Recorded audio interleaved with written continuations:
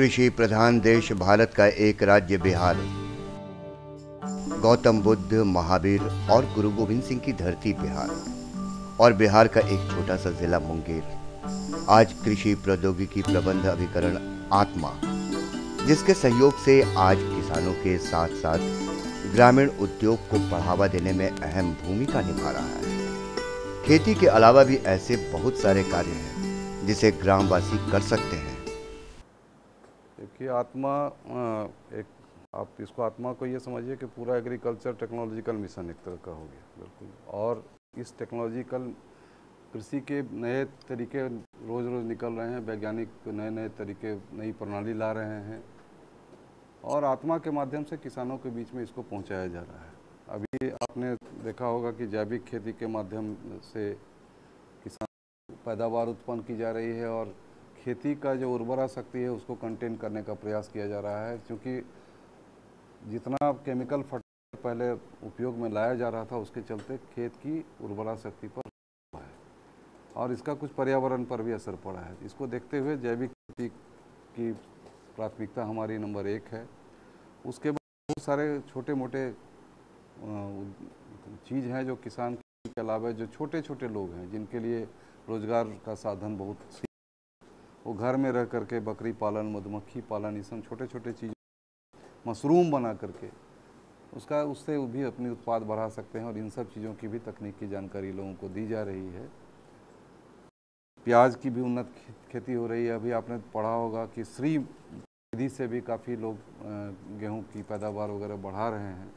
आत्मा की गतिविधियों के माध्यम से हम लोग यहाँ मुंगेर जिले में कई ऐसे महत्वपूर्ण काम हम लोग का हुआ है जो कि दूसरों के लिए प्रेरणा बना है और हमें यह कहते हुए बहुत खुशी हुई कि आत्मा मुंगेर पिछले वर्ष हमारा प्रथम स्थान है और इस वर्ष भी हम कोशिश, हमारा प्रयास ये रहेगा कि हम फिर इस प्रथम स्थान प्राप्त करें।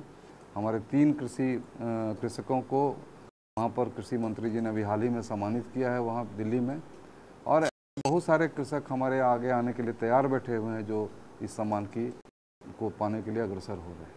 आत्मा मुंगेर अपने अन्य कार्यक्रमों के अलावा तकनीकी सीढ़ी का भी निर्माण करती है। प्रत्येक वर्ष 5 सीढ़ी का निर्माण होता है।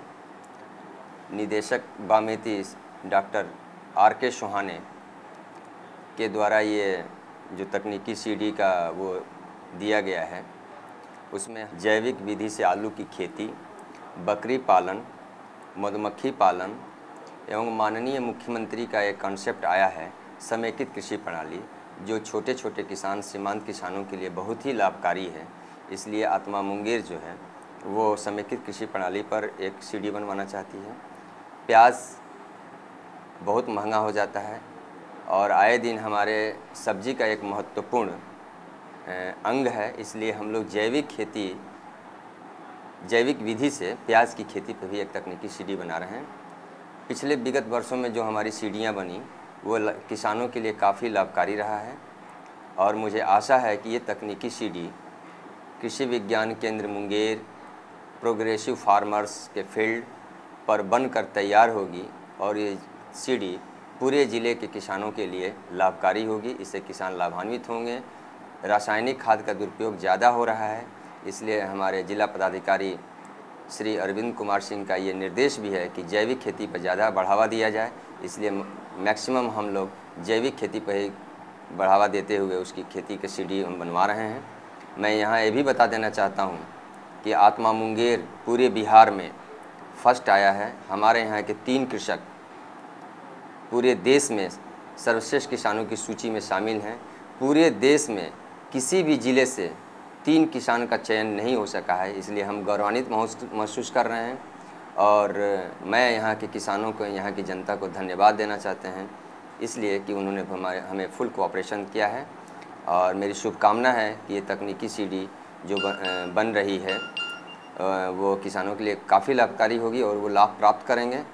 आत्मा मुंगेर के द्वारा बहुत सारी कृषि गतिविधियाँ चलाई जा रही हैं, जैसे कृषकों के लिए प्रशिक्षण कार्यक्रम, एक्सपोजर विजिट, डेमोन्स्ट्रेशन कार्यक्रम। कृषकों के ट्रेडिशनल एक्टिविटी को देखते हुए हम लोग उनके प्रशिक्षण की व्यवस्था करते हैं और प्रशिक्षण की व्यवस्था में मतलब हम लोग यह ध्यान देते हैं कि उनके टेक्निकल एस्पेक्ट पर जो है बहुत ज़्यादा ध्यान दिया जाए। इसी कड़ी में हम लोग जो है किसानों के लिए टेक्निकल सीडी के तहत उनको हम जो है टेक्निकली स्किल करते हैं। तो इसी कार्यक्रम के अंतर्गत हम लोग जो है विभिन्न कृषकों के हित को देखते हुए प्याज की उन्नत खेती, समेकित कृषि, जैविक खेती का कृषि में महत्व, जो मधुमक्खी पालन एवं अन्य सभी कृषि गतिविधियों का टेक्निकल सीडी बनाकर उनके बीच जो है इसका प्रचार प्रसार किया जाता है। मुंगेर जिले के विभिन्न प्रखंडों में जो भी किसान का ट्रेडिशन होता है, जो भी परंपरा होती है, उसके तहत हम उनको जो है उनका जो भी गतिविधि है उसको हम लोग उपलब्ध करवाते हैं, जिससे कि वो अपने टेक्नोलॉजी को अडॉप्ट करें और अच्छा जो है वो बिजनेस करें, अच्छा एक्टिविटी करें और अपने जो है इनकम जनरेशन एक्टिविटी को बढ़ाएं। यहाँ पे अभी 2 वर्षों से काम कर रहा हूँ। हम लोग यहाँ समूह के माध्यम से अपना जो काम होता है, प्रशिक्षण वगैरह हुआ, एक्सपोजर विजिट हुआ, इन सभी को हम लोग समूह के माध्यम से करते हैं। इसमें स्वयं सहायता समूह का निर्माण किया जाता है, जिसमें हम लोग कम से कम 12 मेंबर को चुनते हैं जो एक ही तरह के व्यवसाय को करते हैं और उनका एक समूह बनाते हैं। और इस समूह को हम लोग उनके व्यवसाय के अनुरूप ट्रेनिंग दिला के एक्सपोजर विजिट, जैसे यहाँ से या तो लोकल स्तर पे विजिट कराते हैं या यहाँ से फिर बाहर ले जाते हैं, और वहाँ से विजिट करा के जब वापस आते हैं ये लोग, तो इन लोग को हम लोग तकनीकी सहायता दे के या अपने तरफ से कुछ मदद करके डेमोन्स्ट्रेशन की राशि दे कर इन लोगों को करवाते हैं, यहाँ पे व्यवसाय शुरू करवाते हैं। उसके बाद भी बाद में हम लोग रिवार्ड वगैरह दे के उसको आर्थिक मदद भी करते हैं। इसके बाद फिर हम लोग इन लोगों का सीडी वगैरह बना के या सफलता की कहानी बनवा कर दूसरे ज़िले के भी किसानों को सफलता की कहानी पढ़वाते हैं, जिससे कि ये लोग नई तरह के व्यवसाय को करने में सक्षम हो जाते हैं। और इसी माध्यम से किसान सबको हम लोग आर्थिक रूप से सक्षम करते हैं कि वो लोग अपने पैरों पे खड़े होकर अपना आर्थिक स्थिति को मजबूत करें। खेती के अलावा भी कृषक अगर चाहें तो और भी तरीके से धनोपार्जन कर सकते हैं, जैसे मधुमक्खी पालन।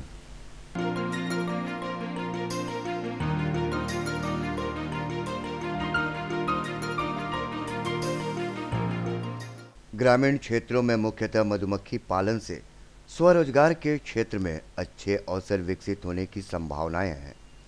मुंगेर में कई व्यक्ति इन कार्यक्रमों से प्रशिक्षण प्राप्त कर सफलतापूर्वक मधुमक्खी पालन व्यवसाय कर रहे हैं। मधुमक्खी पालन के प्रशिक्षण कार्यक्रम में ये आवश्यक है कि प्रशिक्षणार्थियों को इस व्यवसाय का तकनीकी प्रदर्शन भी उपलब्ध कराया जाए, जिसमें इस व्यवसाय से जुड़ने के इच्छुक व्यक्तियों की समस्त शंकाओं का निवारण किया जा सके। आत्मा मुंगेर का गत वर्षों से ये प्रयास रहा है कि ग्रामीण क्षेत्रों में अधिक से अधिक व्यक्ति इस व्यवसाय से जुड़ें और लाभ प्राप्त करें। मधुमक्खी पालन का जो क्लास चला था 2 घंटे का क्लास, वो क्लास हमको बहुत अच्छा लगा। जब वो क्लास बहुत अच्छा लगा तो हम जब क्लास समाप्त हो गया तो फिर हम वहाँ के जो इंस्ट्रक्टर था हम उनसे मिले, कहे कि हमको ज़रा सा इसमें और ज़रा विशेष डीपली नॉलेज हमको चाहिए थे। तो फिर बता क्या करोगे क्या है मधुमक्खी पालन के लिए? हाँ हम करेंगे मधुमक्खी पालन। तो फिर वहाँ से वो हमको देहरादून भेज दिया अपने प्लांट पे, जहाँ पर मधुमक्खी पालन का उसका प्लांट चलता था। फिर वो प्लांट पे हम 2 महीना रहे। 2 महीना रहने के बाद पूर्ण रूप से हम उसका मैंने एक्टिविटी कैसे क्या होता है, क्या रख रखाव है, कैसे पाला जाता है, पूरा ट्रेनिंग हम उसका विधिवत ले लिए देहरादून में। देहरादून से जो है फिर हमको भेज दिया वो यहाँ पर देहरादून के आगे क्या एक गांव पड़ता था, एक प्लांट और था वहाँ पर ट्रेनिंग सेंटर, वहाँ पर हमको भेज दिया, बोला जाइए यहाँ पर विधिवत जो है 1 सप्ताह का ट्रेनिंग ले लीजिए, ट्रेनिंग के बाद एक सर्टिफिकेट मिलेगा वहाँ पे मिले, उसके बाद जाकर के आप अपना पालन कर सकते हैं। फिर हम 1 सप्ताह वहाँ जाकर के रह करके ट्रेनिंग ले लिए। ट्रेनिंग के बाद विधिवत जो है सर्टिफिकेट भी हमको मिल गया। सर्टिफिकेट मिलने के बाद पुनः हम लौट करके गाँव चले आए। गाँव आने के बाद जो हमारे दिमाग में था कि विदेश जाना है, फलना जाना है, पैसा बुड़ गया, फलना हो गया, चिलना हो गया, फिर लगा कि ना अब ऐसा कुछ नहीं है, हम गांव में ही जाकर के अपना उद्योग स्थापित करेंगे और उद्योग से ही मैंने जो मेरा पैसा बुड़ा है, जो इधर उधर हुआ है, सारा मेरा व्यवस्था हो जाएगा। वही हुआ।